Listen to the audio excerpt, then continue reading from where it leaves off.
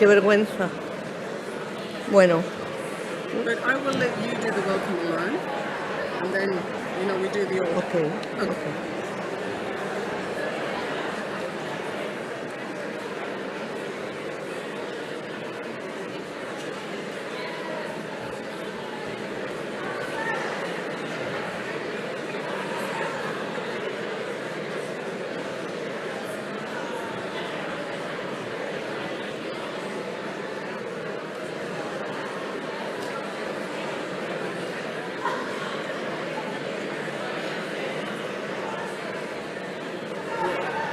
Say hello, you introduce John, John, then you speak I again, introduce you. and then you,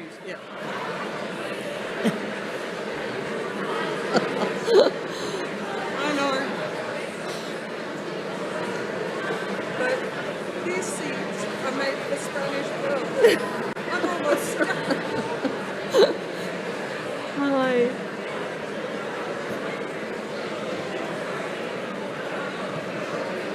¿Ya? Ya.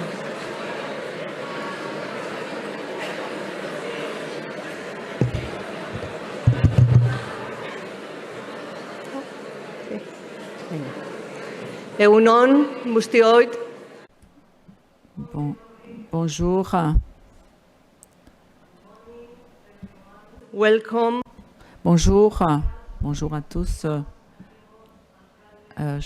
Mère autorité, je dois donc commencer par mentionner les autorités locales. Je dis souvent ceci quand je démarre. Chers amis, nous allons donc animer cette longue présentation, cette cérémonie inaugurale qui est le fruit d'un long travail, et nous pouvons ainsi dire que les trois administrations basques, l'INSERSO et l'OMS, nous leur remercions de nous avoir choisi d'être ici. Et merci de votre patience. Vous avez dû attendre. Nous commençons un peu tard, désolé. Nous nous excusons. Et nous allons commencer. Et je présente le hôte de cet événement, de ce congrès, John Insausti, qui va prendre la parole. Merci.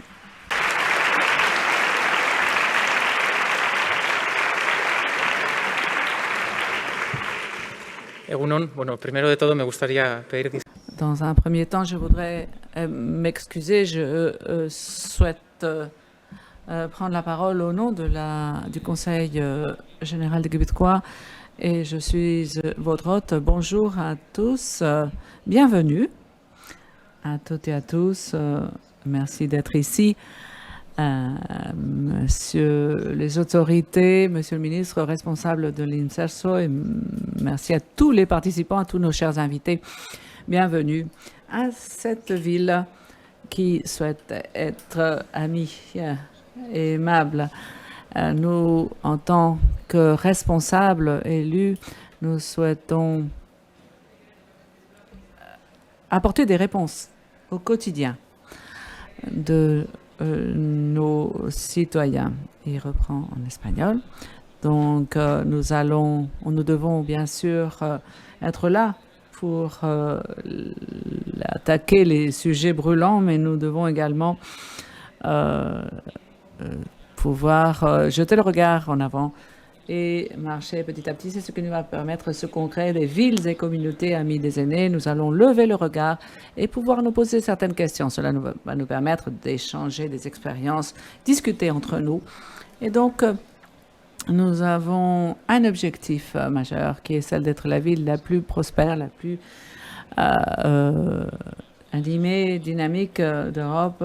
C'est ainsi, on parle souvent de la prospérité, mais on parle très peu du bonheur, de la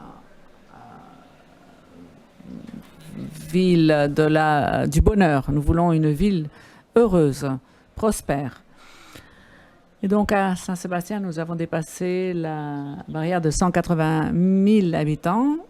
C'est un record, mais nous avons 26% de taux de vieillissement, c'est-à-dire une personne sur 4 a plus de 65 ans. Ceci change complètement la façon d'aborder la ville, des soins, de la mobilité, que ce soit également de l'aménagement urbain.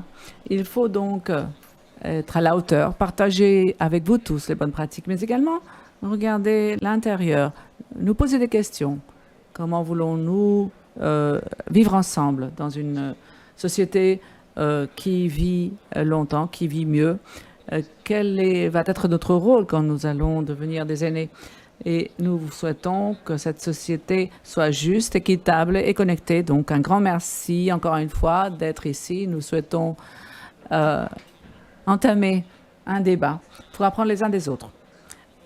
Essayons d'aborder les questions globales d'une perspective locale. Bienvenue à Saint-Sébastien. Je vous souhaite une excellente semaine parmi nous. Merci.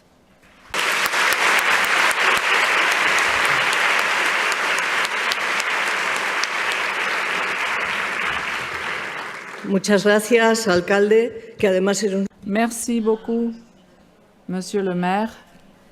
C'est une présentation et une introduction qui s'adapte très bien à notre situation. Nous allons donc essayer de faire court.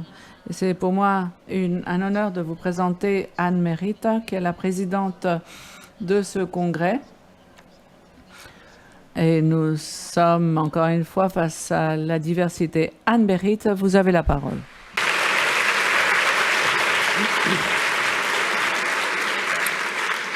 Good morning, everyone. It's really wonderful to be here with all of you in beautiful. Bonjour à toutes et à tous. C'est un plaisir d'être ici.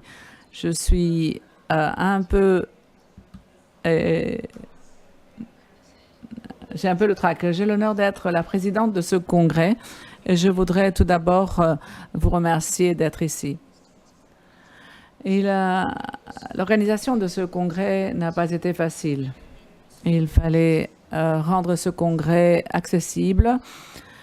L'engagement, la générosité ont été les principales caractéristiques des co-organisateurs. Le gouvernement basque, le conseil régional de Guipúzcoa, mais également le sponsor, l'OMS.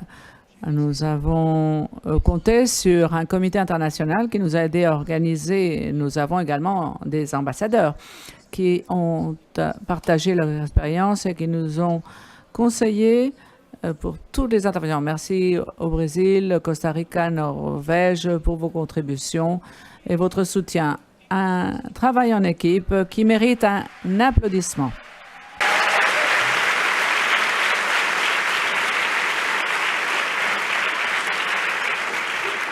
We are living in a Nous vivons un moment de profond changement, vieillissement de la population. Ce n'est pas seulement un défi, c'est une opportunité.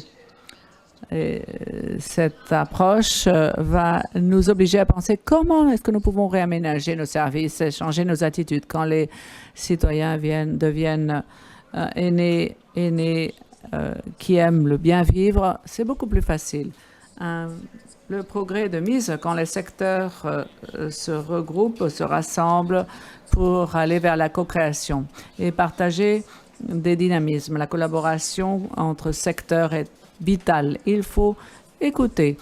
Il faut écouter les communautés, nous écouter entre nous, écouter nos aînés. L'avenir que nous bâtissons doit être bâti avec et non sans. Nous comptons sur le réseau des villes et communautés amies des aînés ne cesse de grandir, de s'élargir. Je crois que ce réseau va nous permettre de travailler ensemble et développer des sociétés plus aimables avec nos aînés. Il s'agit d'un mouvement global, ce qui nous permet d'apprendre beaucoup plus vite, copier ce qui fonctionne, être inspiré par des perspectives diverses. Ceci nous rappelle que même si nos contextes sont différents, nous allons pouvoir marcher main dans la main. Nous allons, pendant ces 3 journées du Congrès, nous allons nous pencher vers l'avenir. Qu'est-ce que nous voulons pour l'avenir? Inclure les aînés, développer les villes et communautés vers une plus grande co-création et collaboration. Nous avons reçu énormément de contributions. Nous avons décidé de choisir un mélange avec différentes approches.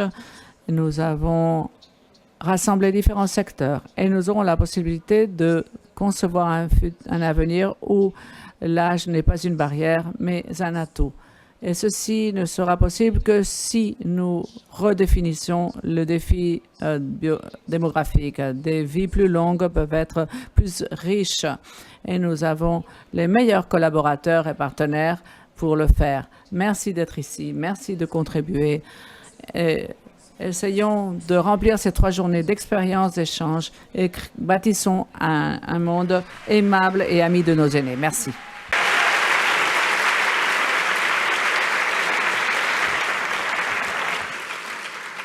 Muchas gracias, Amberi. Merci beaucoup. Et je vais donc passer la parole à Nerea Melgosa du gouvernement basque. Madame la ministre du gouvernement basque, vous avez la parole. Avant tout, bonjour à toutes et à tous. Les Basques, nous sommes capables d'être dans 2 ou 3 lieux en même temps. Je suis arrivée un peu tard, mais je suis là.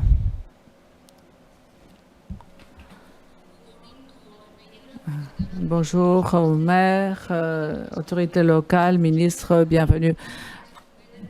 Le Pays basque rassemble la beauté naturelle, la qualité, la gastronomie, l'innovation et une identité forte. C'est un territoire qui inclut le développement durable avec une langue unique en la sorte, la langue basque.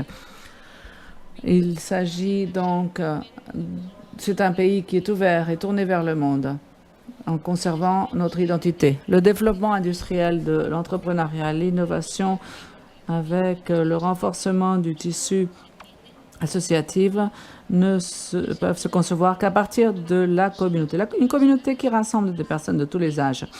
Et ceci sera toujours une garantie de succès en tant que modèle de pays. Cette communauté dont je vous parle est inclusive. Et ici, au Pays basque, Guipuscoa, Saint-Sébastien, revalorise les aînés de par leur dignité, leur savoir-faire, leur connaissance, leur dynamisme et l'envie de se sentir bien.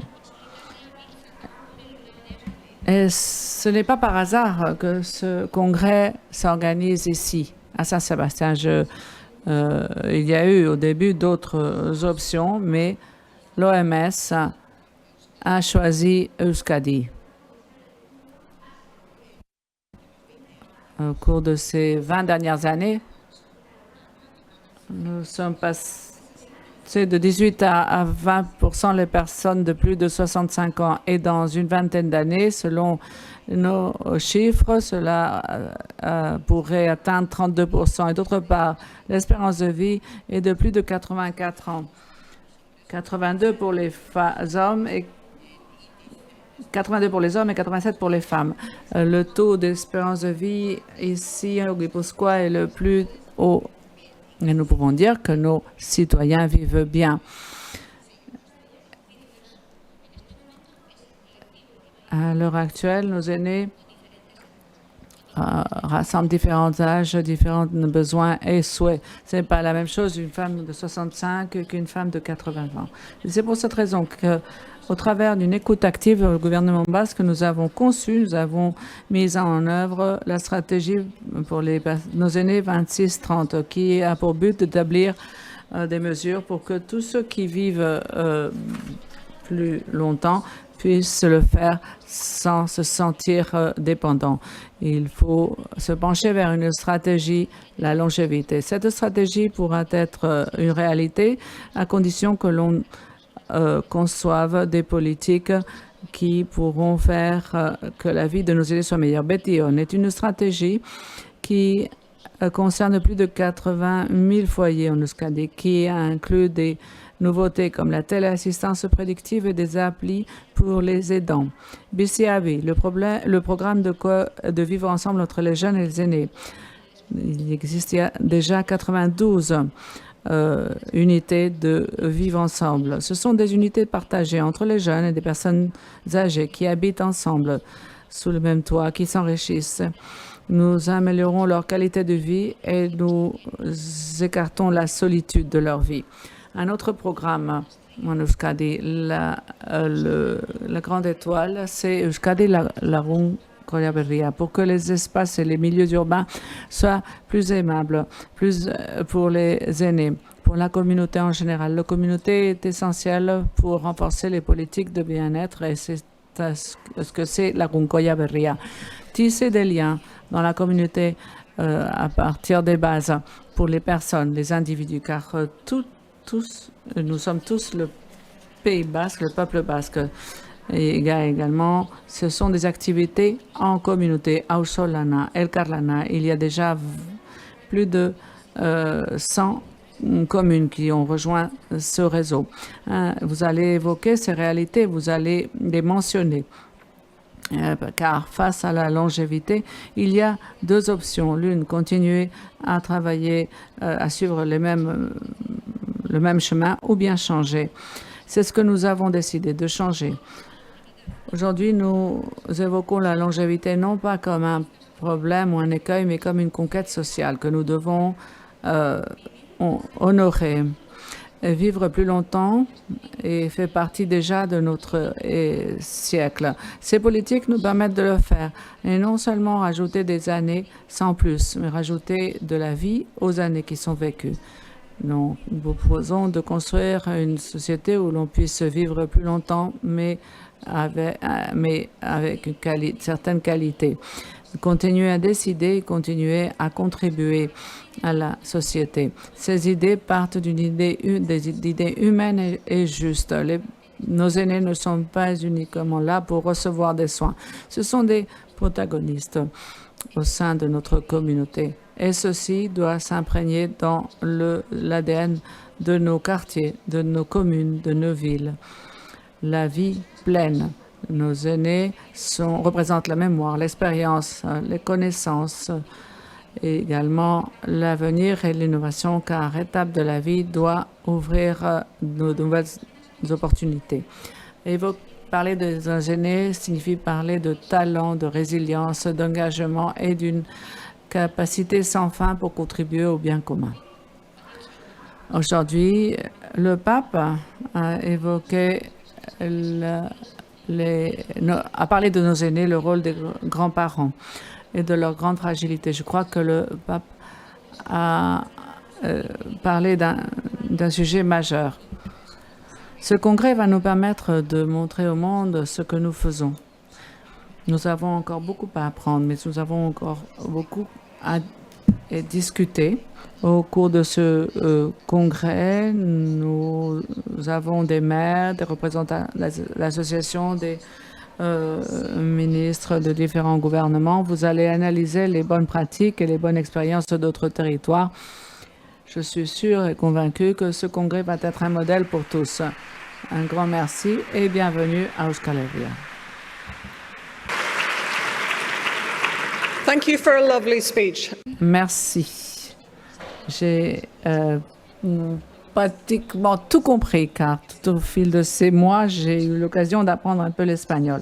Je vais donc passer la parole à un de nos ambassadeurs. C'est Heidrun Molenkov, ambassadrice du Congrès. Vous avez la parole.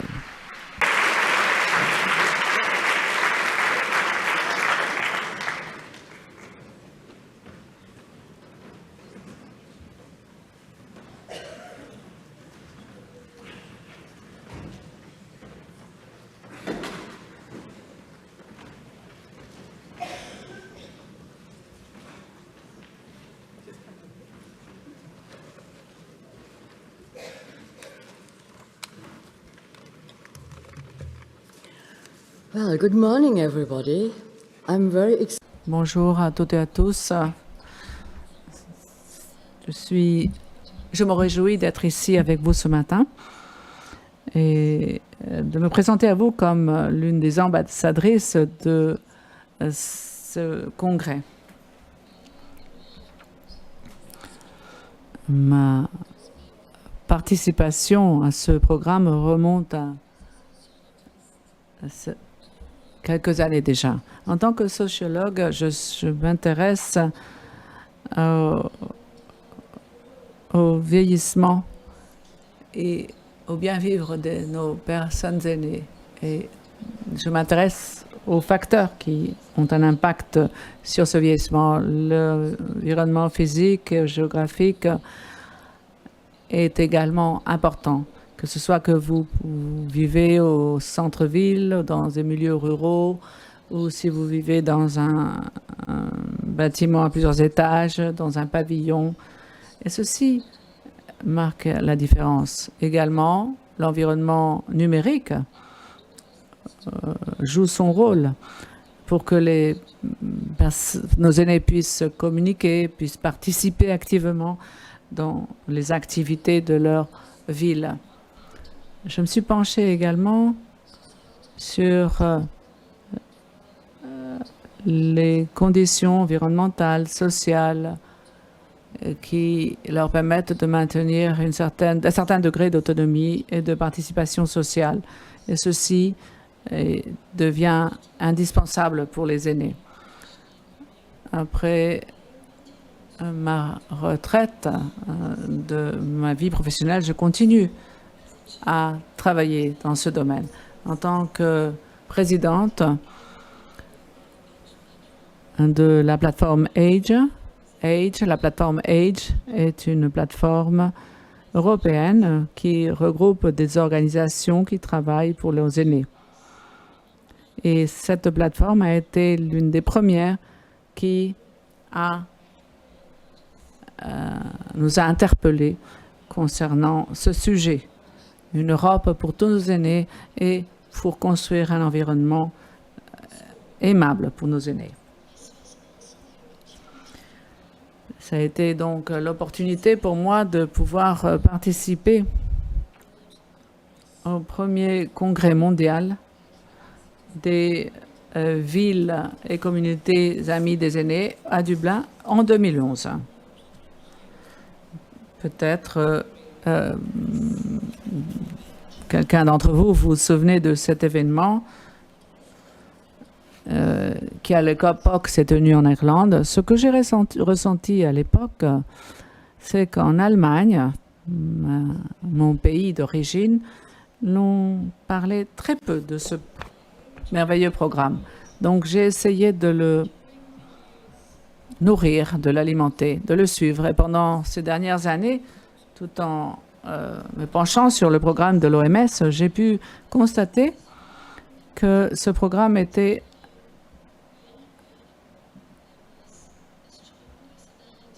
avait une importance toute particulière où il y avait des personnalités fortes, des personnalités pouvant rallier tous ceux et celles qui partagent les mêmes inquiétudes. Et je me souviens de Manchester, un exemple excellent de ce type de plateforme. Et cet engagement va être vital à l'avenir. Toutefois, il est indispensable de tisser des liens stables nous permettant de tenir le cap, même si toutefois nous rencontrons des embûches sur le chemin. Et lorsque nous constatons qu'il y a beaucoup de défis à l'horizon, il y a l'austérité, ou bien qu'il y a des personnes qui doivent quitter leur ville à la recherche d'un emploi. Mais nous avons besoin de structures qui nous permettent d'atteindre un certain degré de stabilité. Que fait une communauté amie des aînés? Qu'est-ce que cela signifie? Cela signifie que je puisse sortir de chez moi, que je puisse me déplacer là où je souhaite, sans barrière. de façon facile. Je devrais pouvoir le faire sans aucun souci. Et je devrais éventuellement pouvoir participer de la vie en communauté. Cela signifie également me sentir sûr, en sécurité, à l'aise, dans les rues, dans les places, sur les places publiques, même si toutefois je suis entouré de personnes que je ne connais pas, qui ont peut-être qui promènent avec leurs chiens.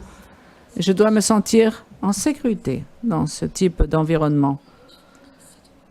Et le programme Amis des aînés peut jeter les bases pour la création de lieux, d'environnement où il est possible de se réunir, de discuter ensemble, de mieux connaître les groupes qui nous entourent, apprendre les uns des autres, essayer de créer ensemble une communauté plus aimable. En me basant sur toutes ces expériences, quelles sont mes recommandations? D'abord, essayez de contacter quelqu'un qui s'engage envers cette politique. Échangez des informations, soyez patient. Cela ne se fait pas du jour au lendemain. Essayez de trouver les personnes adéquates. Ne lâchez pas prise. Si vous êtes convaincu, allez-y. En troisième lieu, n'oubliez pas le fait que Amis des aînés, ça va au-delà de l'accessibilité, des soins. Cela signifie s'entourer dans un environnement aimable, accueillant. Ceci signifie en fin de compte respect et un engagement plein, total par rapport à cette idée de vivre ensemble et de transformer nos villes en des villes amies des aînés, amies de toutes les cultures et de tous les résidents. Merci beaucoup de votre attention.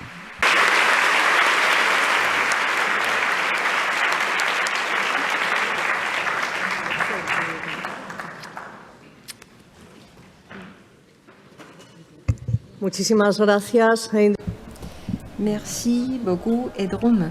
Je donne la parole au deuxième ambassadeur, Alexandre Kalache. Beaucoup d'entre vous le connaissez très bien. C'est lui qui a créé ce programme en 2005 lors du congrès de gériatrie de gérontologie de Rio de Janeiro. Il vient du Brésil et c'est quelqu'un qui a soutenu le fait que celle-ci soit la première ville Laguncoya, ville amie des aînés de l'État espagnol. Alors merci beaucoup, Alex, quand vous voulez. Muchísimas gracias. Merci beaucoup, chère Maïté. Bonjour, mesdames, messieurs. Nous avons très peu de temps, 7 minutes seulement pour évoquer tout ce qui a été fait. Mais je voudrais revenir à l'année 2005. Moi, en tant que directeur du programme de l'OMS des villes amies des aînés, c'est sûr que nous avions lancé ce cadre en Espagne lors du congrès des Nations Unies, le congrès mondial consacré au vieillissement en 2002. Et moi, en tant que directeur de l'OMS, qui appartient à la famille des Nations Unies, je savais bien qu'en 2007, on allait déclarer que pour la première fois dans l'histoire, il y aurait plus de personnes qui habiteraient dans des zones urbaines par rapport au rural. Alors la question était claire. Est-ce que nous vivons davantage parce qu'on va avoir de plus en plus de personnes qui vont vieillir dans les villes. Sommes-nous prêts pour cela? Non. On a mené une étude pilote dans mon district de Copacabana. Et il ne s'agit pas tout simplement d'une plage pour le festival, pour la musique, pour les belles femmes et les hommes qui jouent à la balle sur la plage. Non, Copacabana est un district où nous avons le vieillissement le plus élevé de l'Amérique latine. C'est là où nous avons mené à bien cette étude que nous avons présentée lors du congrès de l'association internationale de gérontologie qui a eu lieu à Rio en 2005. On a voulu lancer l'alerte.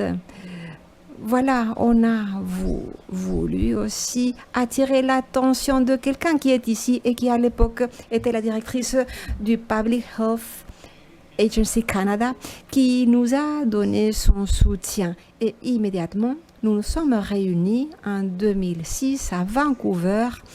Et voilà le protocole de Vancouver, c'est là où il est né.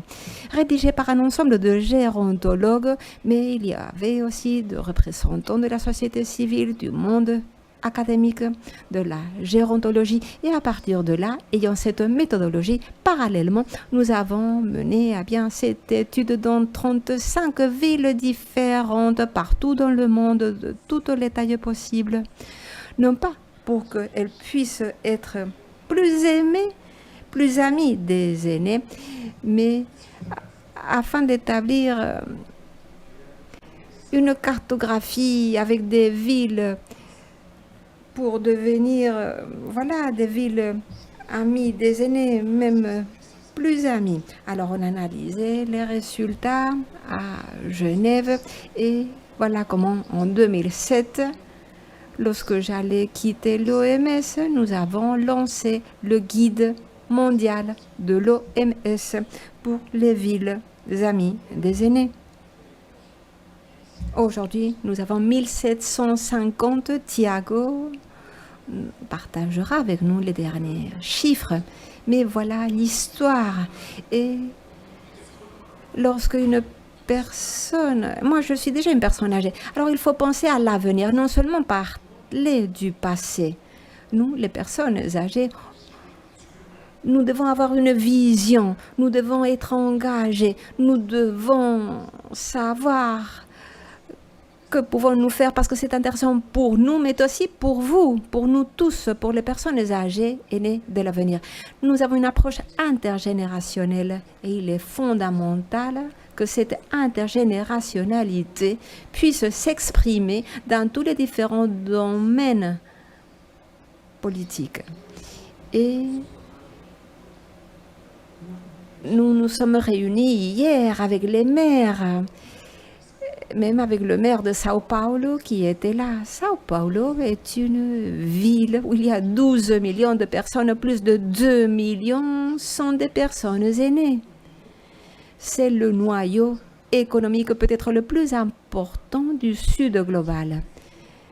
Et ils vont être les hôtes de la prochaine édition du Congrès l'année prochaine dans un contexte d'un forum qui va regrouper plus de 15 000 personnes dans un lieu iconique de la ville de Sao Paulo. Et c'est nécessaire parce que jusqu'ici, le réseau global s'est caractérisé par des centaines de villes magnifiques du Canada, en Espagne, en France, en Angleterre, aux États-Unis. Mais ce qu'il est nécessaire, et je crois que nous tous et toutes serons d'accord avec l'Organisation mondiale de la santé, nous sommes d'accord pour dire qu'il faut souligner l'importance des pays du Sud global. Nous devons nous concentrer là où la participation est encore faible. Et Sao Paulo est en train de s'offrir et ils viennent d'élaborer une étude très très bien faite. Les représentants de la mairie de Sao Paulo sont venus avec quelques exemplaires. Une étude en détail concernant la situation. Et le plus important, et je crois que c'est un message pour nous tous, on ne peut pas faire un programme seulement et se concentrer sur un gouvernement aujourd'hui. Chère mère, demain vous serez remplacée, il y aura un autre maire et peut-être que son engagement sera différent par rapport au vôtre. Voilà ce que je veux dire et que nous avons besoin de politique étatique, d'État, même si le gouvernement change, il faut persévérer et continuer sur la même voie. Il y a beaucoup de villes qui ont commencé avec plein de courage, mais qui ensuite ont abandonné. Non, il est très important d'avoir un cadre légal de telle sorte que nous puissions avoir une continuité, durabilité, de telle sorte que demain ou d'ici 5 ou 10 ans, nous tous et toutes puissions poursuivre notre chemin.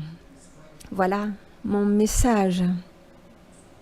Il y a un budget important. Il y a un forum de la longévité qui s'organise chez nous, qui réunit à Sao Paulo des milliers de personnes. Sao Paulo a rejoint le réseau mondial de villes et de communautés amies des aînés. Alors voilà, nous devons persévérer. Nous n'avons rien contre les pays du Nord, bien sûr que non, mais le mouvement démographique doit commencer par le Sud. 85% des personnes âgées sont dans le Sud global. Et voilà pourquoi je vous demande, à vous tous représentants des pays plus riches, je vous demande de nous soutenir et de joindre vos efforts aux nôtres. Moi, chère Maïté, j'en suis sûre que ce sera comme ça, j'en suis fière. Merci.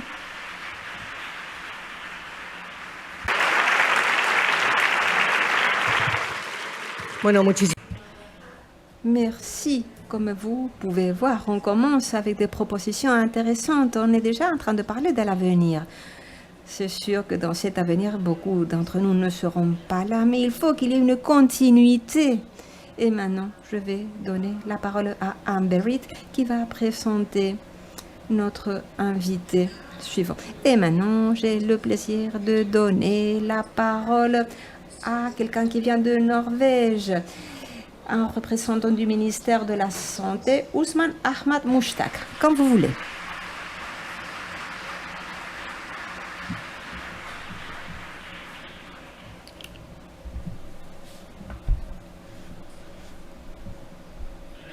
Merci, chers amis.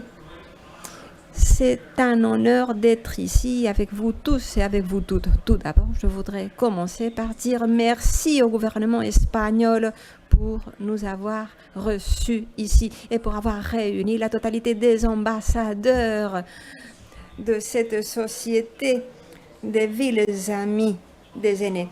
Et je suis très heureux de nous avoir Amber Reid. Oui, nous sommes très fiers aussi de vous. Vous voudrez vous applaudir. Nous sommes très fiers de votre travail, Amber Reid.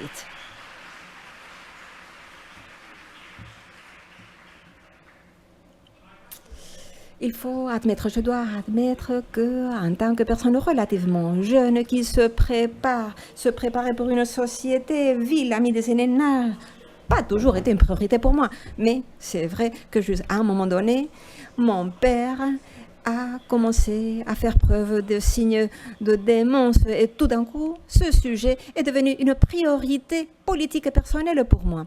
Je suis aussi médecin, voilà pourquoi ma perspective elle est aussi bien personnelle que professionnelle.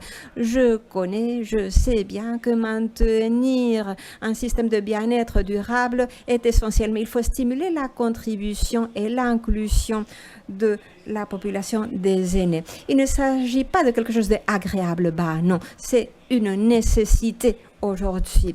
Une société amie des aînés a un but double, c'est-à-dire avoir une génération plus active en bonne santé est essentiel pour réduire les coûts aussi des systèmes sociaux et sanitaires, mais c'est aussi bénéfique pour la totalité de la société et des communautés, le fait d'avoir des citoyens en bonne santé est né. Mais il est aussi important pour la qualité de vie de nous, de nos familles, pouvoir maintenir cette économique, même si nous sommes en discapacité, être actifs du point de vue économique est important aussi. Alors, c'est un objectif pour la société, mais aussi il y a une approche préventive. À Oslo, la diversité est un élément fort, un atout pour la société, mais la diversité exige aussi beaucoup de travail intense. La diversité économique, sociale, souvent va se concentrer dans certains lieux du monde. Nous devons aussi reconnaître que les inégalités dans ces sociétés sont là aussi et nous devons les adresser. L'impact du changement démographique guide nos politiques déjà depuis des décennies autour de lignes de force principales. Tout d'abord, il faut garantir qu'il y a un système pour les générations futures, un futur avec dignité. Presque 20% de la population en âge de travailler travaille dans les secteurs de la santé, des soins et dans l'avenir. Nous ne pourrons pas répondre tout simplement en ayant davantage de professionnels. Nous devons travailler de manière différente. La première ligne prioritaire de priorité à souligner est le succès de notre réforme des pensions. Et c'est vrai que c'est très important et cela inclut des mécanismes pour stimuler une longue vie de travail avec un système de sécurité qui donne une sécurité financière pour ceux qui prennent la retraite. Plutôt des droits positifs parce que nous savons que cette main-d'œuvre est très bénéfique pour notre société et la réduction du nombre de personnes qui vont recevoir la pension va la main dans la main. Aussi, nous avons un système financé pour un système universel de santé. Il faut donner des bénéfices indépendamment de l'âge. À travers nos réformes, nous sommes passés des soins institutionnels pour aller vers une approche où on peut vieillir chez soi, dans notre propre maison, dans la mesure du possible. C'est une manière d'offrir des services dignes. Récemment, nous nous concentrons aussi dans d'autres aspects des villes amies des aînés. Alors, il y a un livre blanc Vivre en sécurité chez soi, préparé par 5 ministres. Et là, on se concentre dans différents secteurs. Nous avons aussi différentes structures afin de pouvoir travailler dans différents secteurs, la main dans la main avec le gouvernement nationaux, régionaux et locaux. Nous avons beaucoup de défis. Le Norvège est un petit pays. 5,5 millions de personnes avec beaucoup de communes et c'est sûr que le pouvoir local est très important et bien sûr ceci provoque des variations et c'est quelque chose que nous devons aborder, traiter et voilà pourquoi nous avons un centre pour les villes amies des aînés chez nous qui est là, qui permet aux personnes de s'organiser, de travailler la main dans la main avec le gouvernement local pour créer des solutions spécifiques pour, par exemple, provoquer ou aider dans l'inclusion numérique. Et c'est très important parce que les services de soins, comme je vous dis, sont au niveau local très souvent, mais il y a une responsabilité cross-sectorielle des différents secteurs. Alors, nos politiques visant les aînés sont l'une de nos priorités. On reconnaît de plus en plus que nous devons changer de perspective concernant les aînés. On ne peut pas les considérer comme une charge, pas du tout, mais le contraire. Ils sont bénéfiques pour nos générations et nos sociétés, chers amis. On veut vivre plus longtemps et nos politiques vont dans cette direction, mais nous devons aussi vivre en meilleure santé. Nous sommes impatients, il faut passer à l'action. Et récemment, on a annoncé un partenariat avec des ONG pour mobiliser les ressources des aînés. et canaliser tout ce travail pour pouvoir donner des réponses à nos défis dans la société. On ne peut pas parler de villes amies des aînés sans parler de l'habitat, du logement. Récemment, il y a eu une initiative. On a invité les communes, les représentés de la population des aînés pour proposer de nouvelles idées, pour créer des lieux, des maisons amies des aînés. Il y a beaucoup d'éléments innovants qui vont voir le jour dans le futur proche. Chers amis, le plaidoyer est important aussi, l'engagement. Et là, nous devons aller vers les opportunités, toujours la main dans la main avec les aînés. Je voudrais vous dire merci pour vos efforts dans le monde entier concernant ce sujet, parce que cela nous mène à l'action.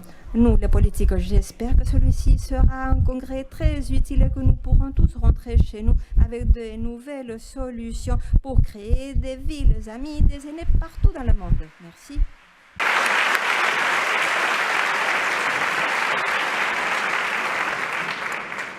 Wow, merci beaucoup. Je suis tellement heureuse. Oui, nous sommes en train de parler de développement très important et je crois que maintenant, on va continuer avec la même énergie. Je vais présenter la personne la plus optimiste que je connais, Thiago de Sa, que vous tous connaissez de l'OMS.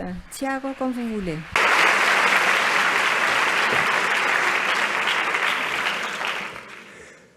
Good morning. Bonjour. Bonjour en 3 langues. Egunon, bonjour en basque.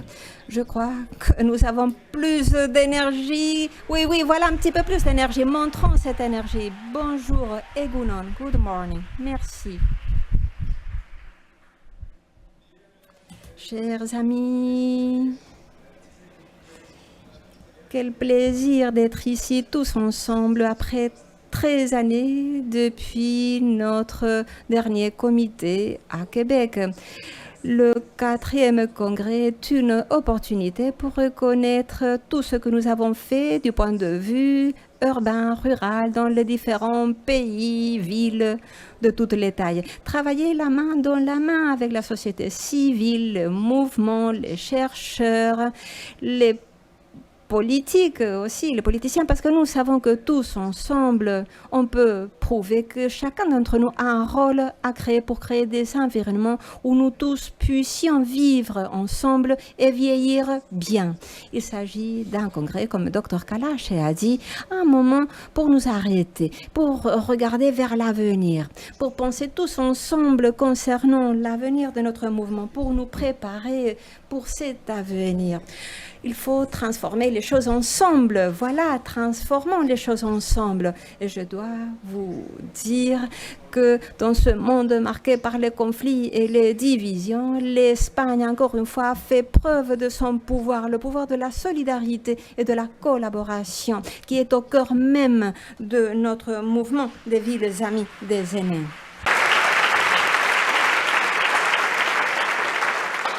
You brought together 4 On a réuni 4 administrations, ni une ni deux, mais 4 administrations, beaucoup de partenaires.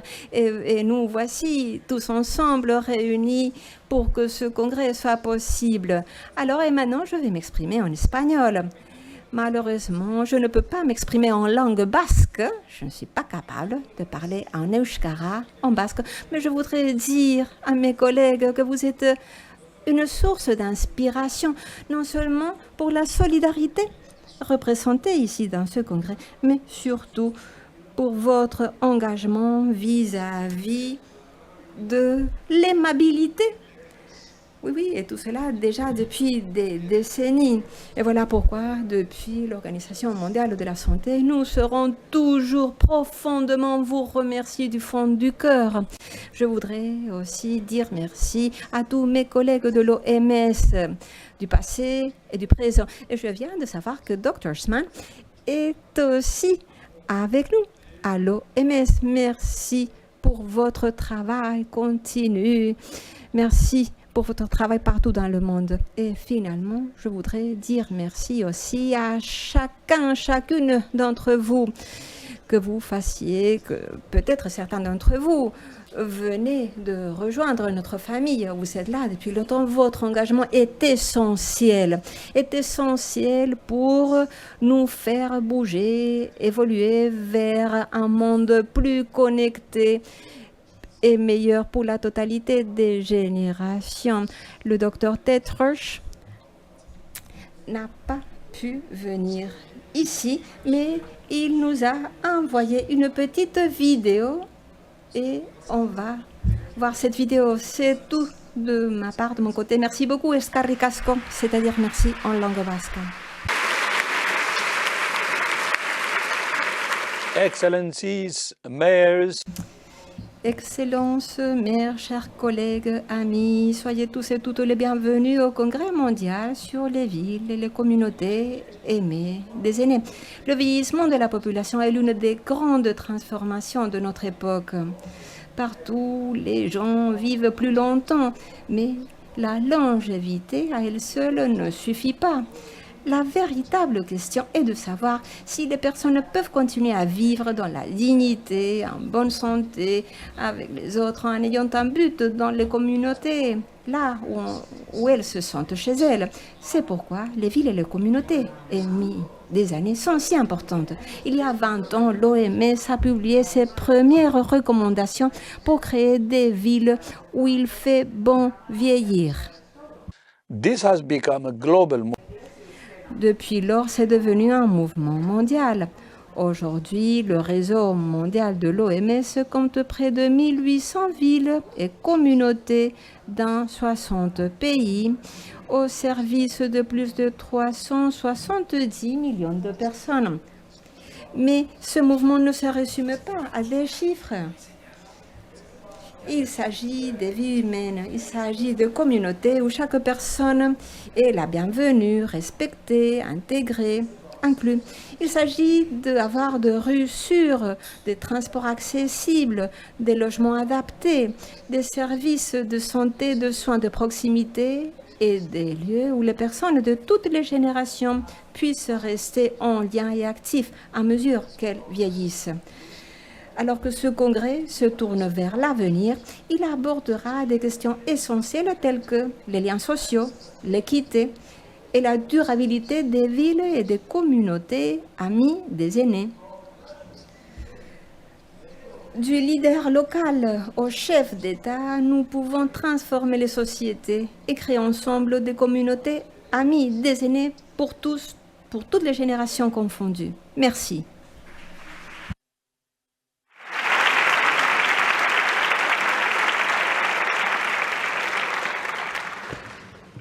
Bueno, en primer lugar, Merci, merci infiniment. Merci à l'OMS, à Thiago en particulier. Merci aux autres collègues de l'OMS qui sont ici aujourd'hui. Merci de nous avoir fait confiance, à nous, à l'Espagne, un pays divers, comme vous pouvez voir. Et merci à tous les collègues qui ont travaillé. Nous avons un chat. 30 personnes sont dans ce chat-là. Et voilà, nous avons essayé d'organiser ceci. Voilà, on l'a déjà dit, nous sommes 4 administrations publiques, ensuite un organisme international, une présidente nordique. Voilà, imaginez quelle diversité. Chacun avec sa propre culture. Quelqu'un qui a eu la patience de s'adapter au modèle du Sud. Merci. Et maintenant, je vais donner la parole à notre ministre des droits sociaux, consommation et agenda 2030, Pablo Bustinduy, Monsieur Pablo Bustinduy, quand vous voulez.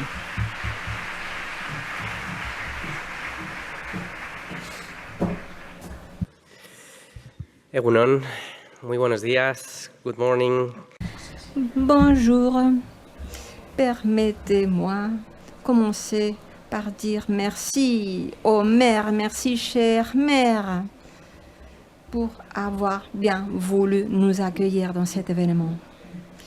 il y a 140 années, un aïeul est venu ici depuis Eibar. Nous venions de là pour créer une école, l'école des arts. Parce qu'on voulait travailler en faveur du peuple ouvrier. Et alors c'est une ville qui continue à être engagée avec ses objectifs, l'objectif de travailler pour la communauté tout entière. Et la chère ministre régionale, merci d'être ici. On sait très bien que vous avez un agenda très très occupé. Alors je voudrais remercier tous les représentants, tous les ambassadeurs, ambassadrices ceux qui viennent d'ailleurs. Merci à l'OMS, bien sûr. Merci à l'International Federation of Aging. Merci Fédération ONFE et tout particulièrement. Merci en particulier à Maite Sanz qui depuis très très longtemps a travaillé très dur pour que cet événement soit possible. Alors, avec toute l'équipe de IMSERSO, c'est quelqu'un qui est empathique, qui a une capacité de dialogue, d'une énorme bonté en plus, et c'est particulièrement important dans ce contexte international et institutionnel dans lequel nous sommes. Et ma réflexion rapidement porterait sur cela. Il pourrait sembler oser aujourd'hui de se réunir pour penser non seulement à une vie meilleure, mais pour défendre et soutenir le fait d'être aimable. Et c'est vrai que nous sommes dans un contexte très très sombre où toutes les forces géopolitiques, économiques, culturelles semblent aller en direction contraire, comme si nous tous devions être dans un monde de compétitivité, d'égoïsme, voire de violence et de barbarie. Être aimable est le contraire, bien sûr. On ne peut pas concevoir les autres comme des adversaires, non plus comme des protégés ou des partenaires. Si nous sommes aimables, il n'y a pas une relation de transaction. On n'attend rien en retour. On n'attend rien en bénéfice économique. Un ami, une amie n'est pas quelqu'un à qui on va assister à partir de la peine ou de la condescendance. Bah non, c'est pas l'approche non plus. Voilà pourquoi parler de ville, ami, est un geste de courage, une déclaration d'intention. Un ami ou une amie, c'est quelqu'un que nous voulons écouter, nous allons prendre en compte ses souhaits, ses priorités, nous voulons accompagner nos amis et nous allons les aider, oui, mais toujours sur un pied d'égalité. Et voilà l'objectif poursuivi par cette nouvelle vague de politiques publiques visant le vieillissement. Et nous avons un but commun partout dans le monde.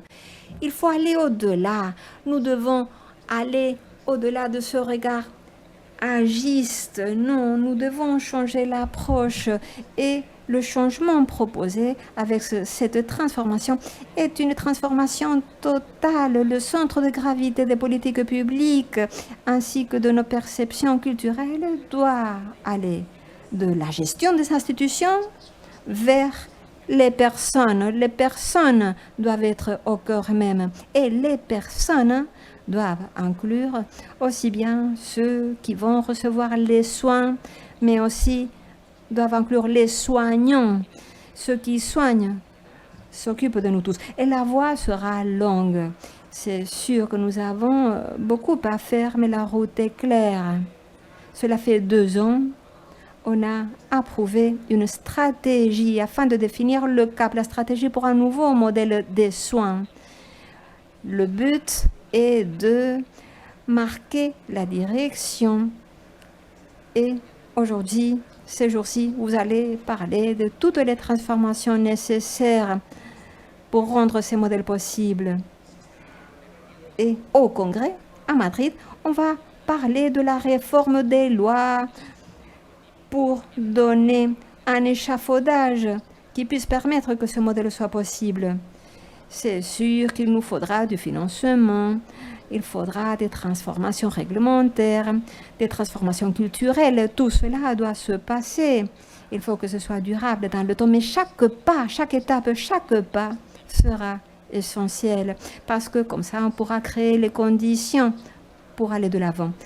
Ici, pour nous, c'est prioritaire. Et nous essayons de faire quelque chose de simple mais difficile parce que la démoscopie nous dit que lorsqu'on pose la question aux gens de savoir comment veut-il et elle vieillir, plus de 90% disent qu'elles veulent vieillir chez eux, dans leur ville, dans leur commune, dans leur quartier, dans les meilleures conditions de vie possibles, en situation d'autonomie.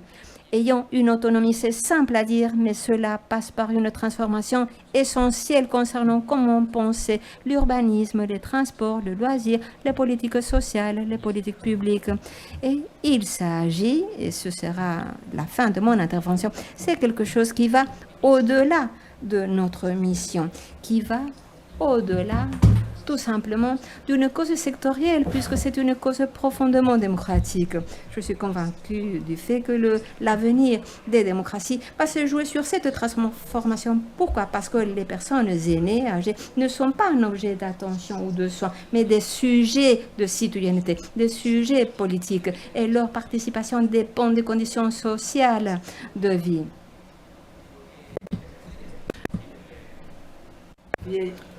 Vieillir est un acquis démocratique. C'est une des principales conquêtes. C'est la matérialisation du progrès qui va de pair avec la démocratie. Donc, adapter la démocratie à ces nouvelles conditions démographiques, sociales, économiques est une condition de survie.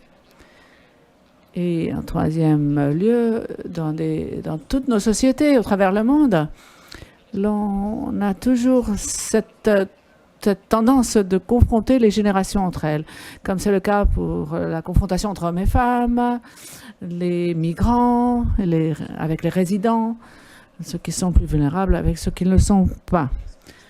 Donc,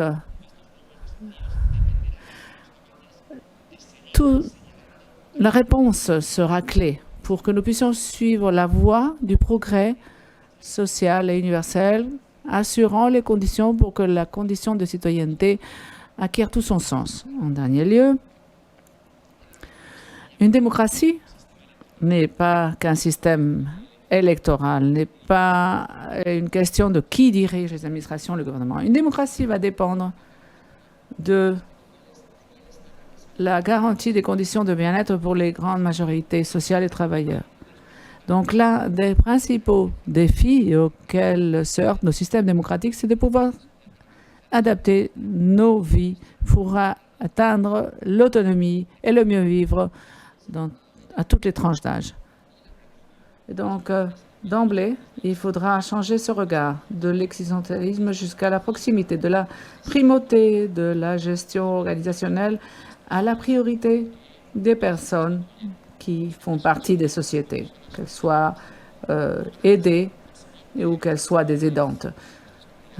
Et pour que nos villes, nos pays, nos régions soient des lieux de mieux vivre, de bien-être tout au long de la vie.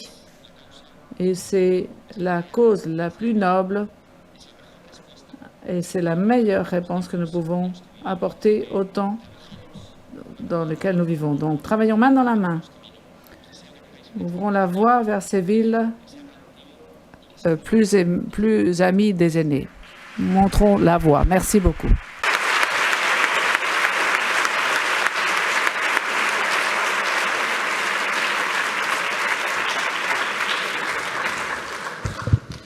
Buen café. Esperemos que haya...